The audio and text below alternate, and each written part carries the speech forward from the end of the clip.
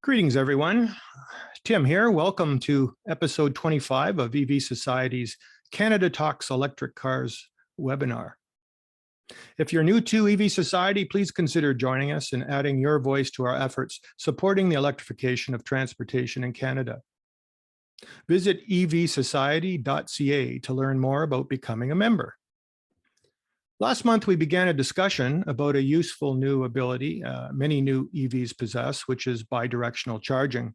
Specifically, we addressed some of the challenges facing our electricity grid in order for it to be able to take advantage of the capability.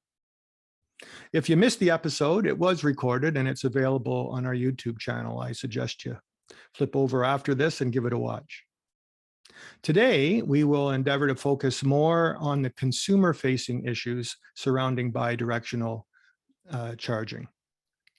But before I introduce today's amazing speaker, I would like to remind you of a few housekeeping issues. We will be taking questions using the Zoom Q&A function following the presentation. Remember to upvote any questions you wish to hear answered using that little thumbs up feature in the Q&A window. Jason Arnaud is back with us once again this month, and we'll monitor your questions and introduce them at the appropriate time. And as is our practice, the webinar will conclude no later than 8:30 Eastern Standard Time. Today, we're fortunate indeed to welcome Mabel Fulford, Director of Innovation at Peak Power Incorporated. Peak Power is a Canadian climate tech company at the forefront of the energy transition. It was founded on the belief that battery energy storage has the potential to fundamentally disrupt the energy sector. Mabel has a strong professional and academic background in global energy systems, combining technical, economic, and policy subjects. She holds a degree in chemical engineering from McGill University, a Master of Science in Sustainable Energy Futures from Imperial College London, and a Master of Science in Chemical Engineering on the Organic Solar Cell Materials from the University of Toronto. Mabel is the president of Young Professionals in Energy, Toronto. So Mabel, welcome to Canada Talks Electric Cars. You can join us. Thank you very much. It's a pleasure to join you. Ah, there you are. There you are. Great. And so I think since the last time you and I met and talked, you've had a change in responsibility at Peak Power. You're now Director of Innovation. Can you share a little bit about that? Absolutely. Well, a lot of our work over time has transitioned. Our innovation projects previously were primarily focused on vehicle grid integration, and we're increasingly working on multiple different types of technologies and optimizing, energy, batteries, vehicles, and buildings all together in one platform. And so we thought it could do with a bit of a name update to broaden the scope to innovation execution more generally. And so under my scope is still the Vehicle Grid Integration Group at Peak Power and our VGI pilot projects, as well as some new and exciting innovation projects with a few other partners in the industry looking at distributed energy resources, aggregation, and multi-factor optimization. Wow. Well, sounds like you've got a lot on your plate now. So we appreciate you taking the time to come on and share your wisdom on this important subject. And with that, Mabel, I'm going to just turn it over to you and I'll get out of your way.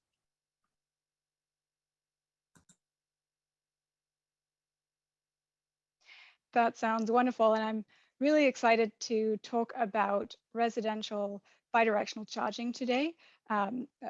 Bidirectional charging is near and dear to my heart, and at Peak Power, we've done a lot of work on bringing the technology to Canada, demonstrating how it works, quantifying the value, and this is a new pilot project that we're really excited about, which gives us some examples that we can reference in talking about residential bidirectional charging.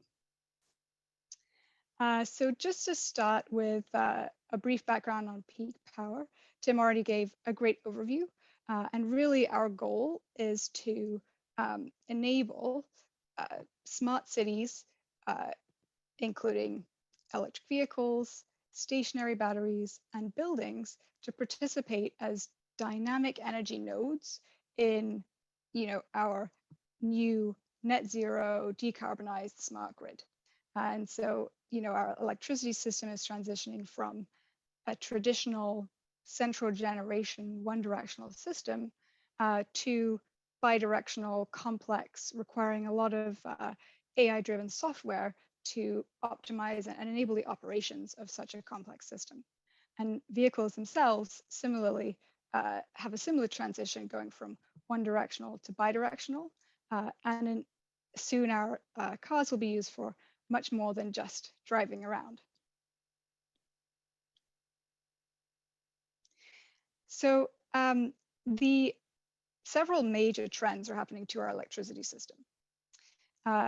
One, obviously, is the climate crisis and increasing awareness of environmental issues and the need to decarbonize our grid. So that's, making sure that electrification is a great way to reduce emissions by swapping fossil fuels for electricity. But we also need to look at where are those electrons actually coming from and clean generation sources. We also have seen huge advances in software that enable much more complex transactions, much more complex optimizations to take place, and that enables the participation of a much larger number of resources in the grid and in our electricity markets. And that leads to changes in electricity market rules. Currently, most power is generated from large centralized resources, but increasingly distributed energy resources are being able to participate in the grid. In most places, that hasn't quite extended to homes yet, but that transition is coming soon.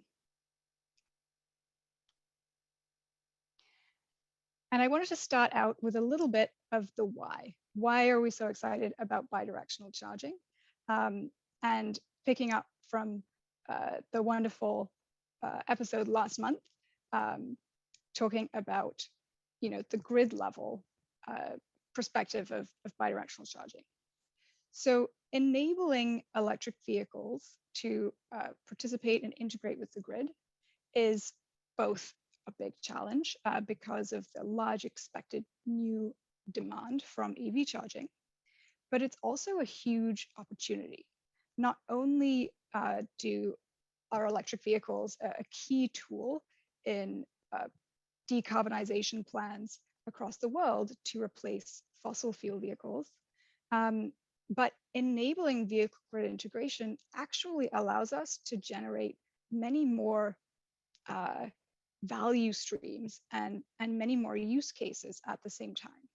So for example, that means that they can help accelerate decarbonization even further by supporting higher penetrations of renewables and storing those electrons for when we actually need to use them. They can be used to support the reliability of the grid and reduce strain on the grid at peak moments of demand.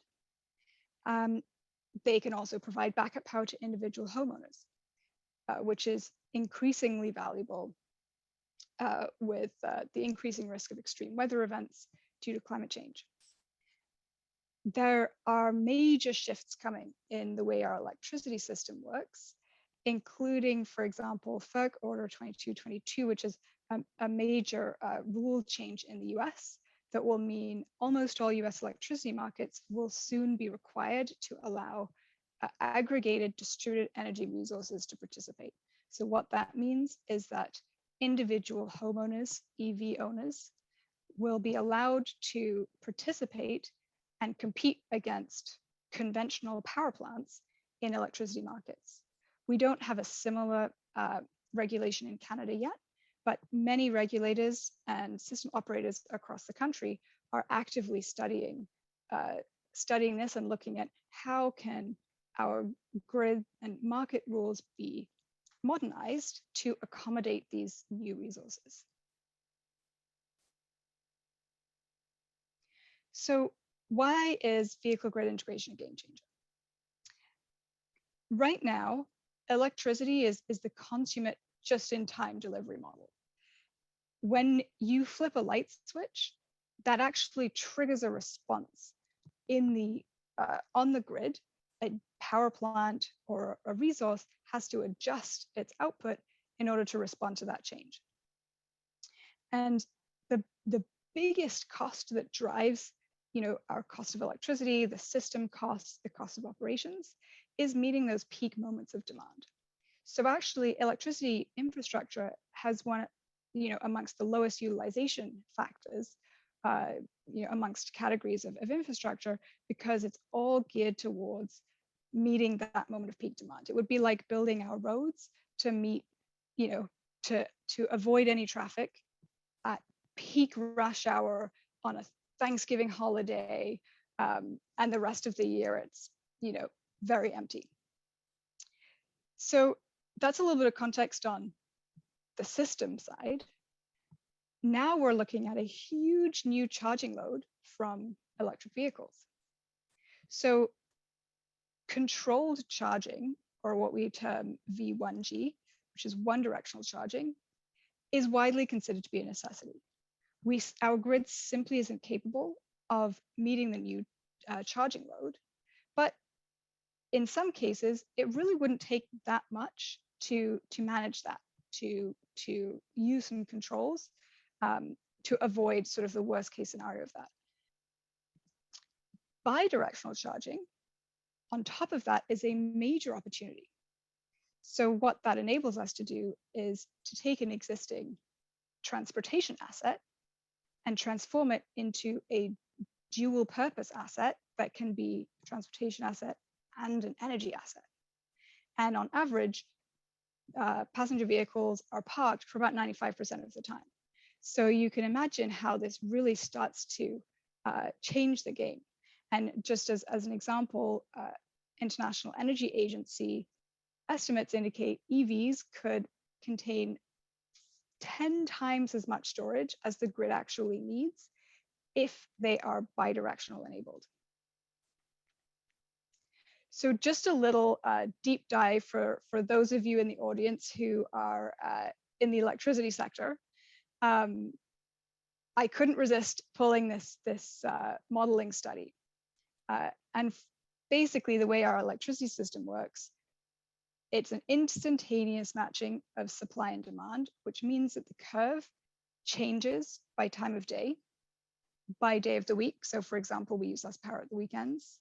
And North America in particular has significant seasonal peaks to manage, mainly driven by extreme hot and cold temperatures. So most of North America, including most provinces of Canada, are summer peaking regions, which means the peak power of the whole year happens usually on the hottest days of the year, late afternoon, when everyone turns their air conditioning on to max. And basically all of our infrastructure has to be designed and installed to make sure that the system can function at that peak moment of demand. In some provinces of Canada, such as Quebec, they can be winter peaking with high electric heating loads. So the main takeaway here is that currently we have this really peaky graph here, which characterizes everything about the way our electricity system works.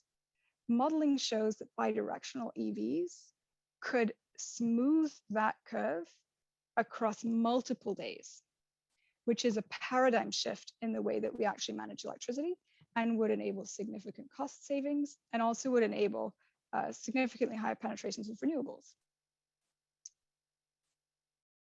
So now that we've talked about why bidirectional charging is going to change the world, let's look at, well, what's in it for me? Why would an individual want a car that is capable of bidirectional charging? So number one on the list typically is backup power.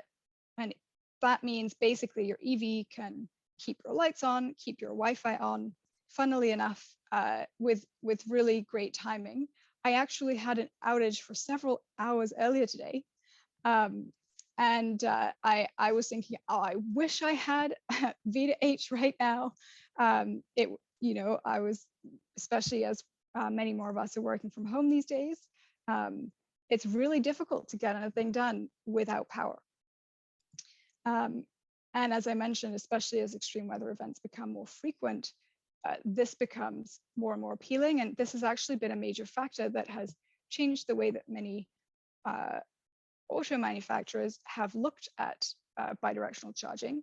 That they've seen feedback from consumers that consumers are really interested in this capability, and that it represents real value. Second is supporting grid decarbonization and reducing a personal carbon footprint. I am sure that very many of you in the audience are amongst those first movers in protecting the environment and adopting electric vehicles. Bidirectional charging adds to the ability to reduce GHG emissions.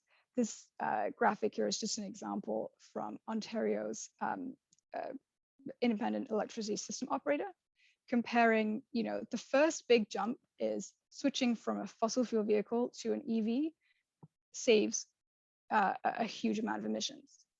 But there's actually a lot of optimization that can be done further by charging using clean electrons, for example, times when renewables are producing on the grid, or if you have your own solar panels or local generation, and strategically not charging if you've got a one-directional charger, or actually discharging to use the energy that you've stored up in your vehicle during times when fossil fuels are contributing more of the grid energy mix. And finally is in future, bidirectional charging means vehicles will be able to earn an extra income stream, which will help reduce the cost of EV ownership. And in turn, can accelerate EV adoption, and will enable various stakeholders in the industry to incentivize the use of this new asset that's been enabled, both for the individual EV driver or homeowner, and also to realize those benefits to the grid.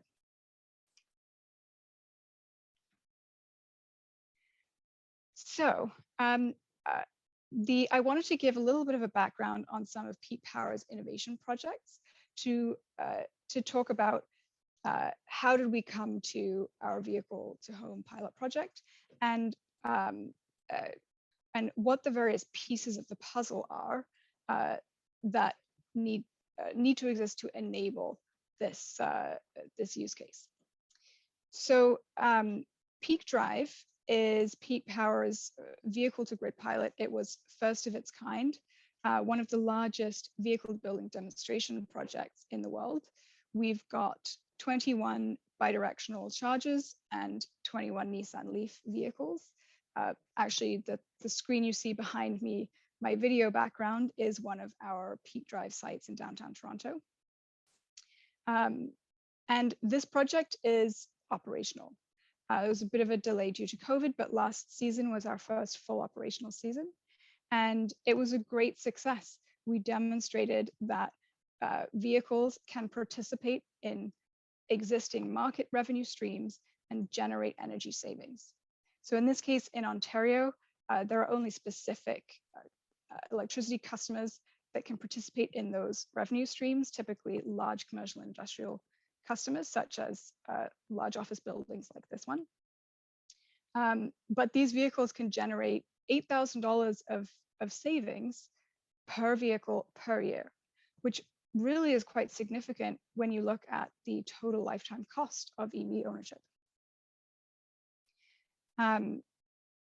We've also been able to demonstrate these EVs in combination with Peak Power's platform of other distributed energy resource assets, including buildings and behavioral demand response in buildings, to demonstrate response to utility signals and market revenue streams, combining various different types of distributed assets to participate in grids and demonstrate the virtual power plant concept.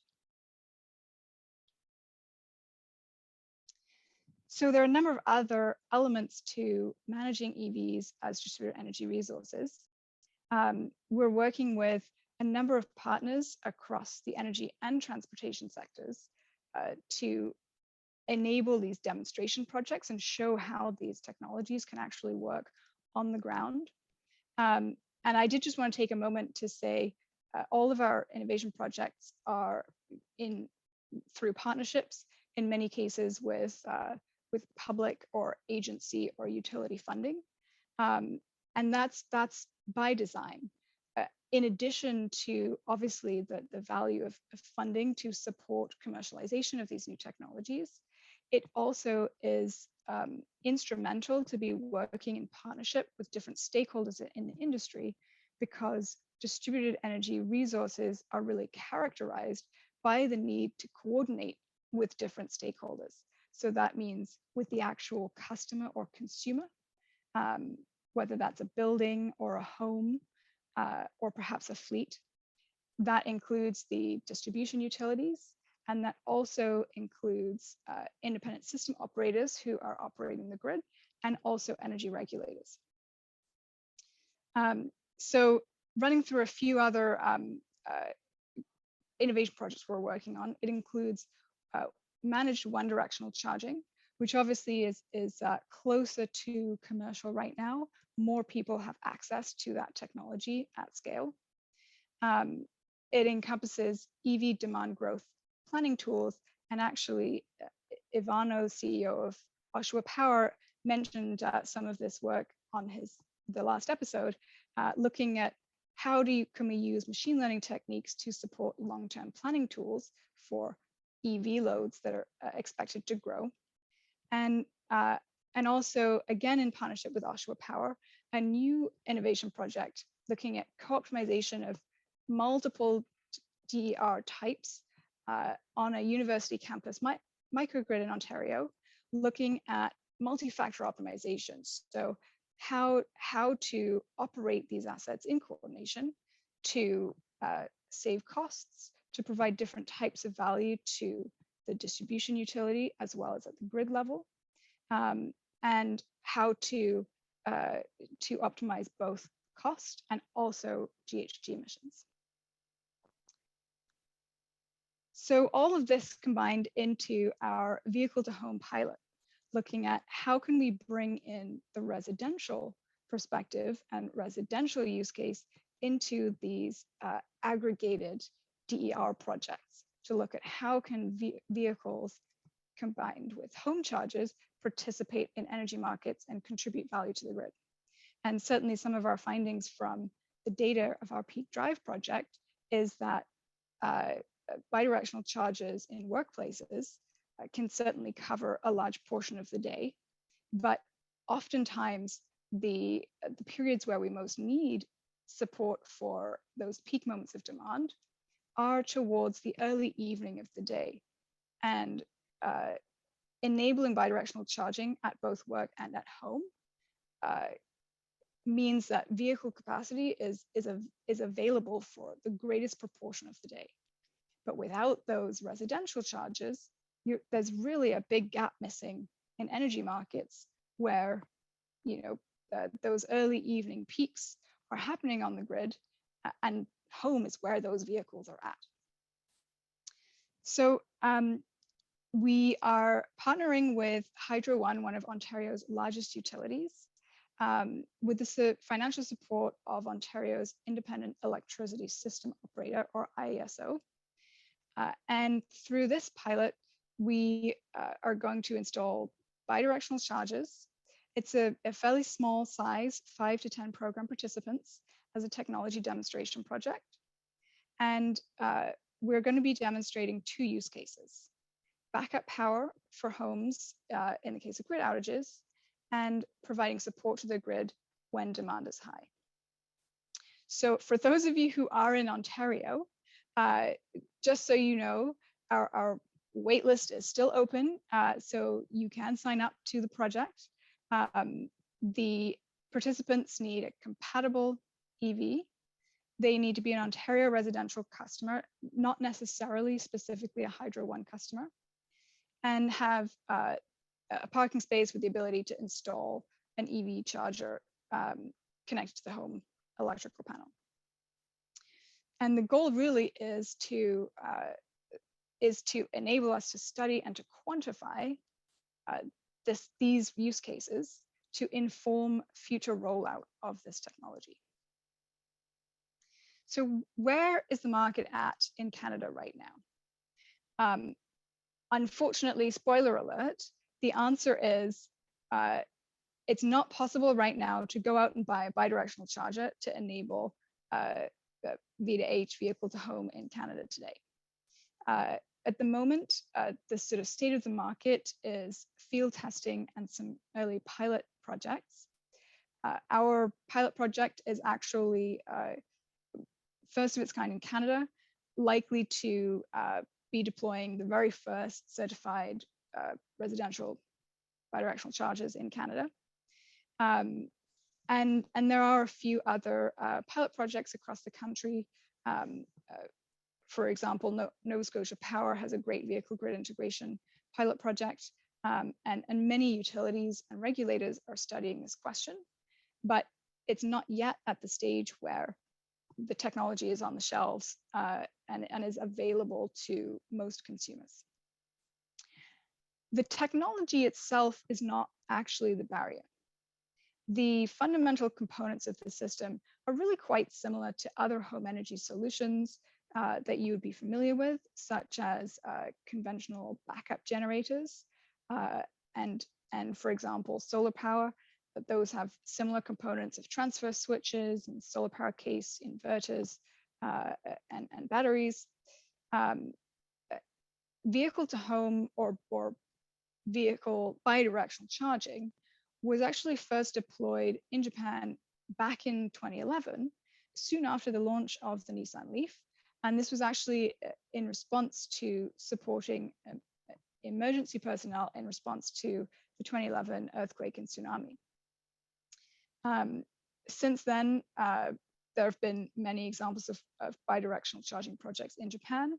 It's also been demonstrated overseas, which includes Europe, UK, the latest being in Australia. And there are some certified chargers available in those markets. So consumers actually can go and buy a charger off the shelf. The key barrier really to bringing it to market is the classic chicken and egg problem. And that's due to the fact that there are so many stakeholders involved to enable it, and that it's a combination of the energy sector and the transportation sector, which haven't actually needed to work together before in this way. So for example, EV manufacturers are hesitant to incur the costs involved in developing that technology and enabling it within their vehicles until the value to their consumer is clear. Charger manufacturers need to know that their chargers are actually going to be compatible with vehicles so that there is a market for their product. And in the electricity sector, for example, utilities and regulators need to be able to quantify and test the performance of these technologies before they can incorporate them in policies and regulations. As an additional note, almost all stakeholders in the sector are supportive of standards bodies and communication protocols, but those protocols take time and they require consultations and the full engagement across sectors. So those are all underway, but for example, a final CCS charging standard is still not on the horizon until 2025. So there is going to be time involved to evolve all of these open standards, evolve ways of working together. And what we've seen is that real world technology demonstration projects that are done in collaboration with multiple stakeholders from different parts of the industry are really critical to enabling those next steps so that we can go from where we're at now to, being able to, as a consumer, install this in a home. And the goals there are, it's a little bit of a opportunity and also a risk from the perspective, for example, of electricity system operators. We know that EV adoption is coming and that it is taking off very quickly. We know that vehicle to home technology will be available soon. And so there's a little bit of a push and pull effect there of how can the electricity system prepare itself to be ready before consumers have it in their home, and how can we enable this transition to happen in the most efficient and the most beneficial way possible. So at high level, the components needed are really fairly simple. You would need an electric vehicle that is compatible with bidirectional charging. You would need a bidirectional charger, and a system that basically, if the grid goes off, very similar to a transfer switch that you'd have in a conventional backup generator, a system that detects when the grid goes down, switches into islanding mode, so that the vehicle can power your home. Right now, on average, a Nissan Leaf, for example, could power average home loads for up to 3 days. The Ford F-150 marketing materials claim that they can keep a house going for up to 10 days. Obviously, that also depends on whether you're powering your entire house from your vehicle, or whether you choose, like many people do with backup generators, to have a second panel just with sort of critical, so maybe a fridge, lighting, etc. But we also know that EV batteries are getting bigger and bigger all the time. And compare that with traditional home batteries, the capacity of a vehicle is 3 times bigger than what you're typically going to get, for example, with a Tesla Powerwall. And so it's of huge value in terms of it really lasts for quite a long period of time from a resiliency perspective and managing those grid outages. And similarly, in our case, at least, these chargers are what you would call behind the meter. So your vehicle is going to be sitting behind the electricity meter that connects your house to the grid. While the grid is connected, when it's not in backup mode, even if there's no direct connection, a net export of energy from your car onto the grid, there's still a big potential to provide value to the grid by basically enabling the car to power your house, and in turn, your house stops using electricity from the grid. So even when there's no direct export, the effect means that it provides value to the grid in reducing the electricity consumption. So what are the key learning objectives of our current demonstration project in partnership with Hydro One? So number 1 is system design and technology learnings. All those pragmatic things that come out of putting technology into the ground, looking at the single line diagram, figuring out what components are necessary, going through all of the utility checks and safety checks. Number 2 is data and quantification. For utilities and system operators, it's really key to be able to quantify the cost effectiveness and performance of bidirectional charging in order to adapt policies and in order to enable assessments of how to allow this technology to participate in the grid. So as an example, the IESO needs to know if they send a signal to a portfolio of EVs that are empowered with V2H, how reliably will they respond? What are the factors? How does the performance compare to other types of distributed energy resources?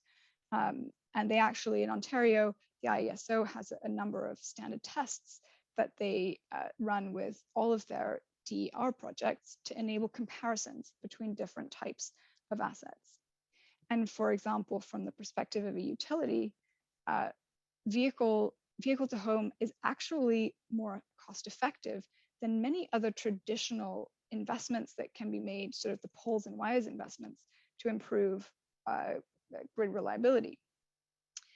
But in order to look at how to manage that, the cost effectiveness needs to be quantified, and that in itself may unlock utility investments, which we can demonstrate are cost effective both for the individual homeowner and also for the ratepayer. That this is actually a better way of spending our infrastructure dollars than overbuilding extra poles and wires on the grid. The way we're going to do this in this case, given that it's a fairly small program, is a combination of real-world demonstrations. So for example, if an actual outage happens while we're measuring it, we'll be able to measure the actual response. Simulated events. So in this case, we're actually going to simulate outages and then measure the response, which means we can ensure we're actually going to be able to collect that valuable data. And data collection and modeling.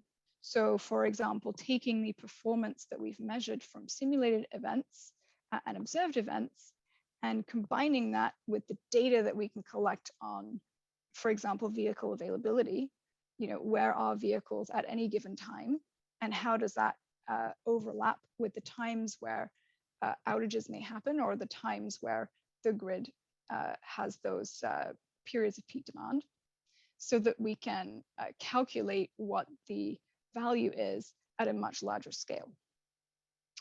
Another item that really is key to this project is those qualitative customer experience feedback and learnings, which is actually an understudied aspect in vehicle grid integration technologies and innovation projects, but we know from experience is really key to enabling adoption of this technology. For example, as we know, range anxiety is one of the biggest driving factors in the way that EVs have been adopted, and the top concerns of EV drivers as part of that switchover decision. So for example, this includes, again, the practical aspects of how can we smooth the end-to-end customer journey from right at the very beginning, interconnection processes, installation, right to, through to the full life of the experience. Also customer preferences. For example, do most people prefer a set and forget approach to the software? How can that be implemented? For example, in most cases, most people would like, their vehicle to participate in the grid, do its own thing, reduce emissions, maybe make them some money in future, as long as it's ready for them to drive to work in the morning, or as long as it's ready for them to do what they want to be able to do with it. And so a lot of those things can be factored into the way software is designed to enable, that sort of set and forget approach without needing the homeowner to get deeply involved and become an expert in electricity markets. And again, there will be trade-offs between customer and grid benefits and different types of benefits.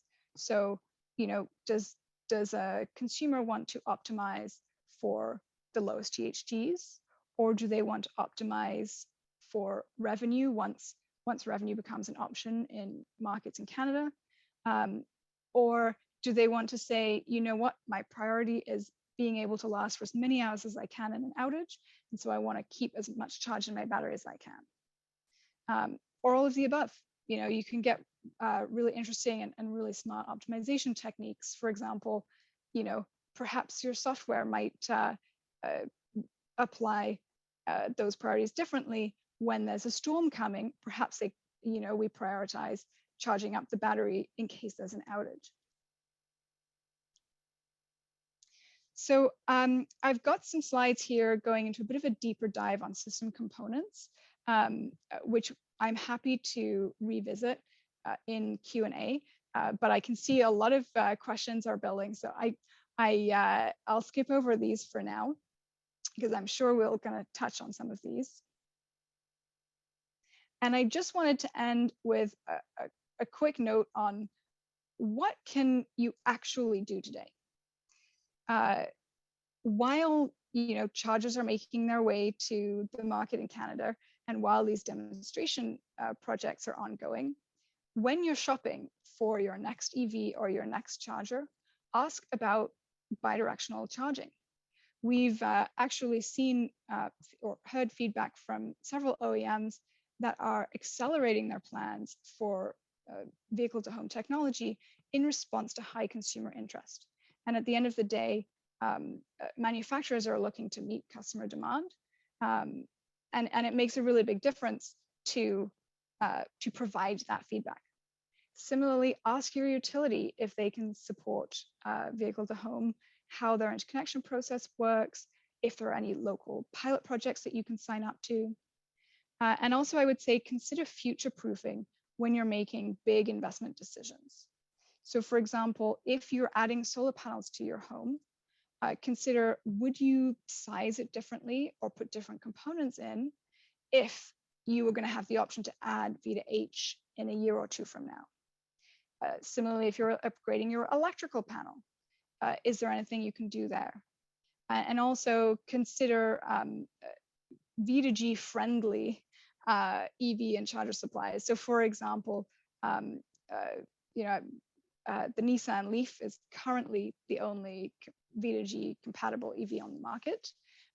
So if you already have a Nissan Leaf, or if you choose that for your next vehicle, all you would need is the certified charger once that comes to market. Similarly, the Ford electric F-150 is planning to bring in bidirectional chargers for that vehicle.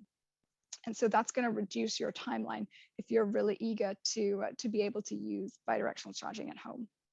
And finally, shameless plug, we'd love for you to fill out our vehicle to home survey, either if you'd like to join our waitlist for our demonstration project, or we really encourage you to fill it in anyway. It's really valuable information for us to have, even if you aren't in Ontario or aren't able to participate at this time. It gives us that feedback that we can then take to our partners and EV manufacturers, charger manufacturers, to say, hey, look, this interest is really out there. And we've also been in discussions with a few other utilities in different jurisdictions who are interested in bringing similar pilot projects in other regions. So I would definitely encourage you to reach out, and we would love to hear from you. And with that, I will hand it over to Q&A. Here we go, Jason. It sounds like you are up. Great. Thank you, Tim, and thank you, Mabel. I'll just be running through our questions. Just a reminder, you can upvote your favorite questions, and we'll get to them first. The top one right now is very few current EV models have V2H or V2G capabilities. What's the likelihood that these will be made available as retrofits to allow the existing fleet to do V2H or V2G? That's a great question. So right now, the only compatible vehicle is, or mass market vehicle, is the Nissan Leaf, which uses the CHAdeMO fast charging standard. It is, in North America, it's widely expected that the market is going to be transitioning over to CCS. The very first CCS charger we expect to hit the market is the Ford F-150, but most other vehicles right now don't enable bidirectional charging. Some chargers are beginning to come to market that are described as V2G enabled or V2G ready. In most cases, it's always worth checking the technology details whenever a charger or product is described as bidirectional.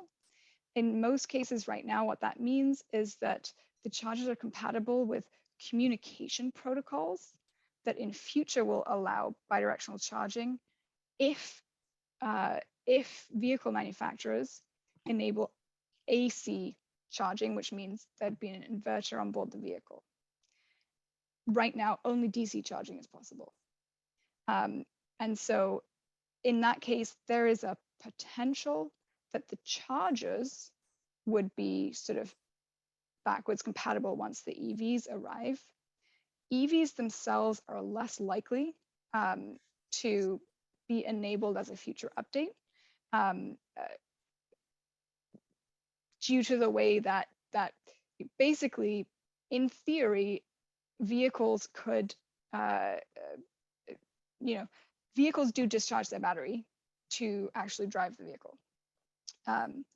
But when charge leaves the battery into the charger, in most cases, the reason that bidirectional charging doesn't work is because the car looks at that and says that shouldn't happen. Charge shouldn't be, leaving to the through the charging port. It should only be arriving, and so that must be an error message. So there's a possibility that some of these elements could be, I know many people have sort of chatted or hypothesized about whether Tesla might enable this in future as an over-the-air update. But the good news is that many EV manufacturers have announced that they do intend to build in bidirectional charging into their future models over the next few years. Great, thank you. And the last bit of that segues nicely into our next question, which is, considering that 2/3 of the EV fleet in Canada is from one company, have you been in talks with them to conduct bidirectional testing? So we actually haven't reached out directly. I'm aware of a bidirectional pilot project that I believe is using or collaborating with Tesla in New York. There has been some online debate about whether Tesla is likely to enable bidirectional charging. At one point, somebody back engineered some of their software and concluded that it was possible, but that was later debunked. And I would say that for the cynical amongst us, Tesla sells Powerwall batteries, and there is a sort of a hypothesis or a consideration that enabling bidirectional charging competes directly with that market, because if you could use your much larger car battery that you've already bought to power your home in a blackout, why would you need a Tesla battery? It's not quite that black and white. Obviously, your vehicle isn't at home plugged in all of the time, but that sort of adds some color as to when different manufacturers might hop on the train of bidirectional. Thank you. Next one is from Rob. He asks, please elaborate on your comment regarding $8,000 savings per EV per year. Is it achievable if the vehicle is connected during daylight hours, which would imply work from home? So that figure is achievable only for a very small, for specific electricity customers in Ontario who are exposed to or participating in what's called the Industrial Conservation Initiative program. So it's basically represents a best case scenario, that if you are in exactly the right place at the right time, you can generate those savings. Over time, we expect that program will evolve, and as more consumers are able to participate in the grid, the pricing will likely come down, so the savings will likely come down. But that's really the goal here, is that it doesn't make sense from a grid perspective that a vehicle could generate $8,000 in savings if it's plugged in at an office building downtown, but it can make $0 if it's plugged in at a residential address at the exact same time.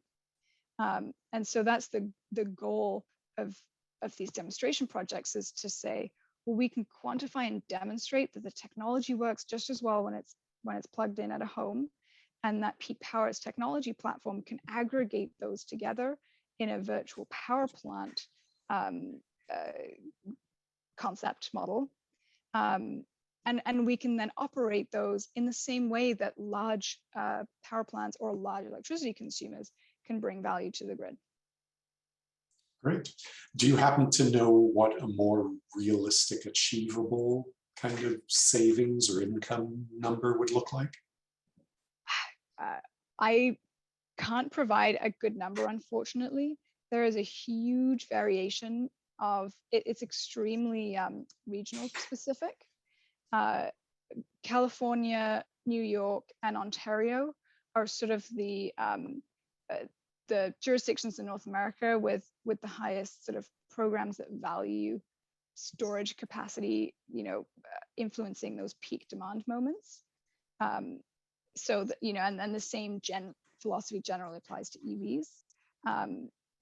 But it's really location dependent, and our goal is to say, well, the value that can be provided is location dependent. It depends on the grid, it depends on the infrastructure, depends on the generation mix, but who provides that capacity shouldn't matter. So homeowners should be able to participate just as large suppliers can participate. And also those programs currently typically are, or that one in particular is a grid level program for coincident peak, which means the top 5 peak hours in the province in the whole year. There are also lots of other values that can be provided and can be combined as a value stack by saying, I can provide this value to the provincial grid. I can also provide this value at the local level to the distribution grid. For example, perhaps, avoiding infrastructure upgrades. And then also, providing value at that local level, whether that's individual backup power or other local values. Okay, thank you. Next is from Linda. She says, help, I've been invited to take place in a V2X project because I own one of the only Leafs at my workplace. I have to sign a waiver and I'm worried about damage to my trusty Leaf. Are there any things I need to watch for during my first discharge session scheduled for Thursday of this week? So thank you very much, Linda, for asking that. And that's a really important point to cover, is that even though Nissan Leafs are able to use bidirectional chargers, there are actually no Nissan certified chargers in North America right now, which means that there is a risk of to the vehicle warranty by participating in V2G activities. Similarly, while we don't have any sort of consumer available units right now, once they do become available, with the safety certifications, that doesn't mean that won't cause a risk for you with your vehicle warranty. Right now, each EV manufacturer has their own custom certification process. So that's always something that's really important to check. That said, Nissan's approach and view of bidirectional charging is that the degradation impacts are minimal. It's really similar to, let's say, highway driving. But battery degradation is such a complex sort of mathematical challenge and a complex with many, many variables involved. It's extremely difficult to model that without a huge amount of data. And so that's why a lot of vehicle manufacturers have really struggled to look at, well, how can they cover those risks and how can they provide that information and security to their customers? I would also say that in our V2G pilot program, we like to call it the bleeding edge. We've hurt so that other people don't have to. And there are a lot of lessons learned from a practical level, and avoiding bricking your vehicle. And anyone who's involved in a pilot project or who's looking at operating or managing a pilot project, we'd be very happy to share lessons learned and share some of those practical learnings. It was actually, we found that those types of learnings were some of the most interesting to Nissan to look at. Well, how in the early days of our program, what are all the ways that we've managed to break vehicles or break chargers? And so we've actually managed to really knock through quite a few of those to figure out how can you do this without causing issues. And there are a few pilot programs now with commercial scale chargers that have begun rolling out and allowing regular Nissan Leaf drivers to participate in them, just with the understanding that there is that minimal warranty risk there, but that it's not expected to cause huge problems. Jason, I think if you can find one that's really quick, we have time for one more question. Okay, last one then. Has the federal government indicated interest or support in V2G and V2H? So qualitatively, yes, we've had some really good discussions, actually both in Canada and the US. And one thing that we are really keen to stress is that there's a real leapfrog opportunity here. If all of the funding and incentives that are rolling out now are directed purely at one-directional chargers, we miss a whole generation of infrastructure that goes in without bidirectional compatibility.